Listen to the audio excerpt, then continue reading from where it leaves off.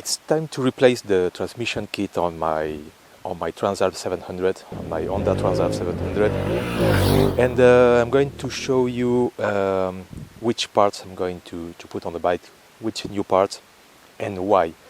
So the first thing is I use very specific makes of chain and sprockets, because after hundreds of thousands of kilometers with road bikes, with off-road bikes, I've noticed that some makes gives me more reliability, more longevity for the same amount of money. So we start by the chain. I always use on all my bikes now DID. They are very strong, they are very reliable. The price is fine. You can often find offers on the chains. I usually get the VX or the VX3, which are the most resistant, and they have sealed links with grease inside, seals in every link, so it comes already greased from the factory, and they last a very long time, even if you use them, if you use the bike on the very difficult terrains. But instead of using the riveted link that comes with the chain, I prefer to use a spring link. On bikes that are not very powerful, usually under 80 horsepower, I prefer to use spring links.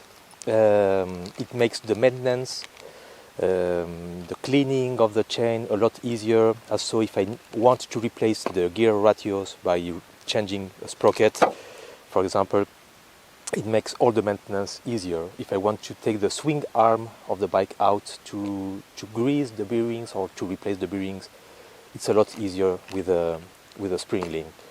I only use riveted links on bikes over 80 horsepower, or that have a lot of horsepower, or that I'm going to mainly use on the road.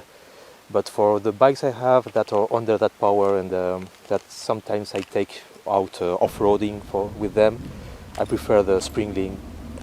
It makes all the maintenance and repairs a lot easier.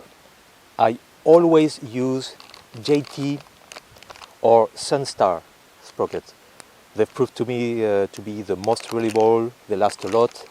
The quality is high, and the price is really good. They last very long. And in my case now, in the Transalp 700, I'm using the standard gear ratio, because I tried the 16 teeth front sprocket, and I really missed the 15 sprocket when I was on the very soft sand in Algeria, or in technical places, off-roading. And also in the city. In the city, I don't go that much on the highway with my bike, so I don't need the 16T sprocket. For everything else, like the city, off-road, or just commute to work, I prefer the reaction of the bike with the stock 15T sprocket in the front.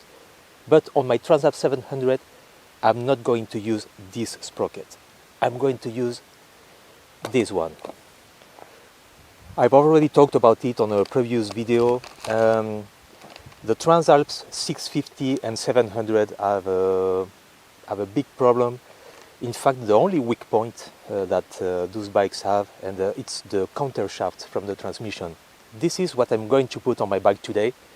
It really deserves to have a new transmission kit, as the previous one has been very abused. On my bike, I still have the chain and the rear sprocket that was on the bike when I bought it, because they were in very good condition. I only replaced the front sprocket and put a super pinion. But now it's time, after over 15,000 kilometers, most of them of abuse, off-roading. Now it's time to replace the whole lot. And I'm going to check the condition of the front super pinion sprocket that I had on my bike. I will publish a review and show the condition after 15,000 kilometers of mostly abuse, mountain roads, off-road, city, everyday commute.